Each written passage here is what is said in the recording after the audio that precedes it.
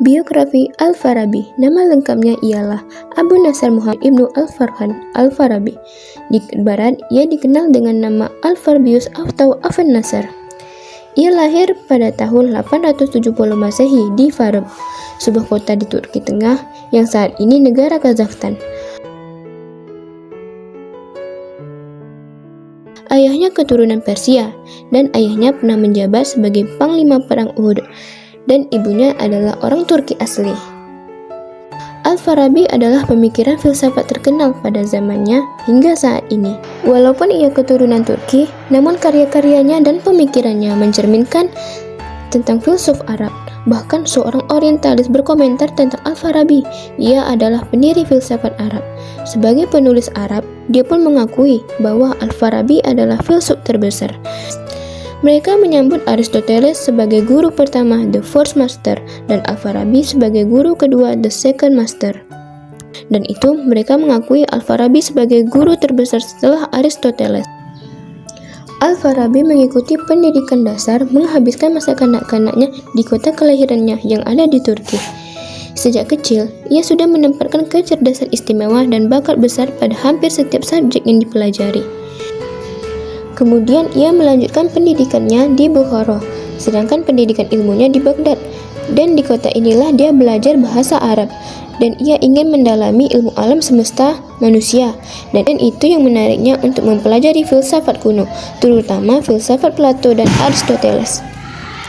Pada masa awal pendidikannya, Al-Farabi belajar Al-Quran, tata bahasa, kesusastraan, ilmu-ilmu agama seperti fikih, tafsir, hadis, dan aritmetika dasar, hingga musik.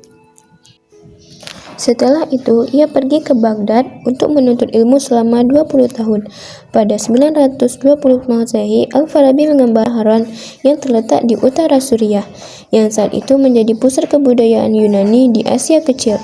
Dan di sana ia mempelajari ilmu Aristoteles dan logika di bawah bimbingan filsuf terkenal Abu Birs Mata Ibnu Yunus atau guru Al-Farabi di Baghdad.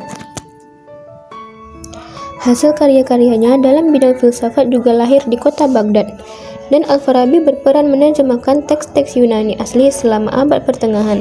Risalah dan tafsirnya pun mempengaruhi banyak filsuf terkemuka seperti Avicenna dan Maimonides. Dan ia yang pertama kali memperkenalkan filsuf Yunani kepada dunia Islam. Jumlah karyanya tidak kurang lebih dari 128 kitab, dan yang terbanyak ialah filsafat Yunani. Dalam karyanya Ihsan al-Ulum ialah Encyclopedia on Science. Sampai pada periode filsafat Islam, Al-Farabi mengemukakan tentang konsep ketuhanan, tetapi yang didasarnya pada ajaran agama Islam dan kemudian dibahas melalui pemikiran filsafat. Filsafat Al-Farabi sebenarnya campuran antara filsafat Aristoteles dan Neoplatonisme dengan pemikiran keislaman yang cerdas dengan aliran Syiahnya. Misalnya dalam mantik atau filsafat fisika, ia mengikuti Aristoteles, dan etika dan politik ia mengikuti Plato, dan metafisika yang mengikuti Plotinus. Saat itu Al-Farabi juga memfilsuf sinkretisme atau filsuf perpaduan yang percaya akan kesatuan atau ketuhanan filsafat. Usaha perpaduan sebenarnya sudah lama dimulai sebelum munculnya Al-Farabi dan telah mendapat pengaruh luas filsafat pertama sejak adanya aliran Neoplatonisme. Namun usaha Al-Farabi lebih banyak karena ia bukan saja mempertemukan antara filsafat yang bermacam-macam, tapi juga meyakinkan aliran-aliran tersebut pada hakikatnya. 1. Meskipun berbeda-beda corak dan macamnya, pendirian ini tampak jelas pada karangan-karangannya, terutama dalam bukunya yang berjudul Ar-Jum'u Baina Ruqyah Hakimayit. Dan bukunya tersebut itu merupakan penggabungan pemikiran dua filsuf Plato dan Aristoteles.